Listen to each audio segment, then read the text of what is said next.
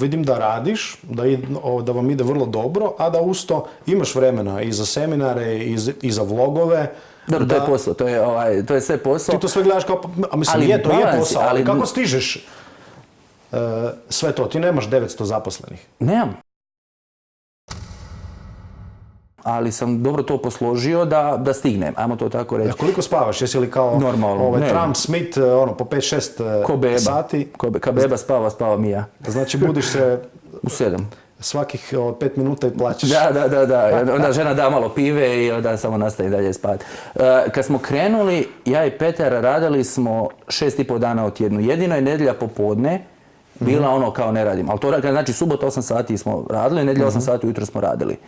I nedjelja popodne je bila free, onda sam gledao znači tada mi je bilo najbitnije ne gledat najveće gluposti, Jersey Shore sam tada gledao kao daj nešto da ti isprazniš mozak i tada smo radili, sada nema šanse, sad mogu raditi kratkoročno, tjedan, dva, toliko, ali da bi radio cijelo vrijeme nema šanse, mislim imam kući i obitelj i sve i apsolutno ne radim. Koliko dnevno radiš, koliko se posvetiš poslu? Ja pokušavam tjedno raditi 50 do 55 sati, to bi ti bilo, ajmo reći. Da prosjek je koliko, 40? Da, normalno se radi 40, ok, ja ne mogu raditi 40, ajde radi malo više. Jer i sva znanstvena istraživanja su pokazala da sve iznad 55 sati, 60 nije produktivno, nego da je to samo lupanje sati. To ti ja reći 10 sati dnevno i vikendom eventualno. U zadnje vrijeme sam čak uspio te vikende spasiti, tako da čak ne znam kada sam zadnji put subotu radio.